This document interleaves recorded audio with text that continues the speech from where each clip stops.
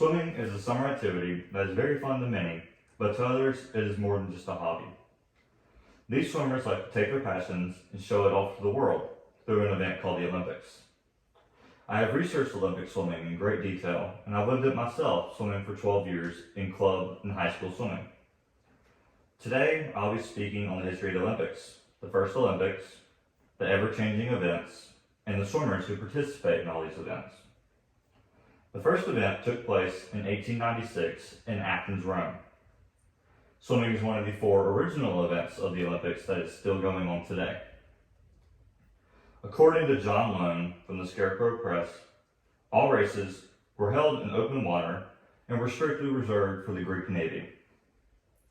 According to David R. Scott from A Very Peculiar History, women didn't really start swimming until 1912, which their events were very limited to only 2 compared to the men who had very many various events. After World War II, indoor pools came into play and outdoor open water swimming was no longer available.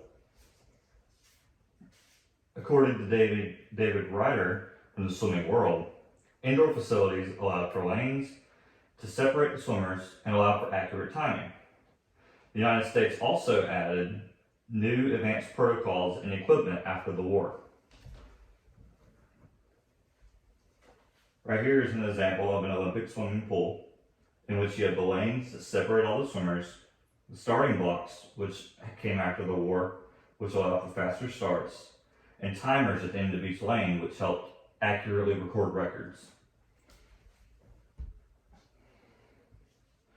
After the war, they also started personal training.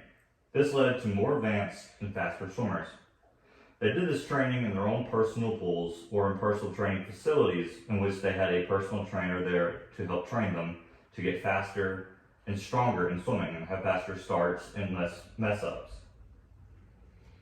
The many aspects of the Olympic Games over time. This included different types of competition and techniques that were used in these events. Events have changed vastly, which started off with just freestyle, which is commonly known as front crawl.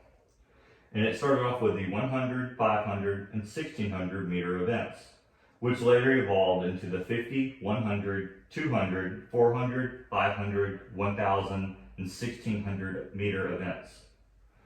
Backstroke was also added in the early 1900s, but is commonly known as back crawl. And today we have freestyle, backstroke, butterfly, and breaststroke, and all 4 events are combined into an event called the individual medley, or short for IM. Rules also must be followed, or the swimmers end up facing disqualification. 2 of these examples would be false starts and the 15-meter rule. A false start is when a swimmer accidentally starts too soon, and the 15-meter rule is a rule that applies to all strokes but breaststroke, and the swimmer must come up 15 meters after the start. Certain swimsuits also must be worn during these events, and these include certain tech suits or just Speedos. And no bodysuits are allowed anymore due to certain rule changes. Caps and goggles are also required to be worn by all swimmers as it protects their eyes and their hair from the chlorine in the pool. And these modern day Olympic swimming events became defined by the competitors who swam in them. The swimmers of the past aren't really as well known as those of the future. One major example of a swimmer of the past will be Mark Spitz. Known as one of the best swimmers in the world, the man held 33 records, 7 golds in the 1972 Olympics, and his record wasn't broken until 2008 by Michael Phelps. Christian Otto was a German woman who swam in the Olympics. She was the first woman to win 6 consecutive gold medals and the first woman to swim the 100-meter backstroke in under a minute. On a more modern day side, Michael Phelps is one of the most well-known and accomplished swimmer of all times.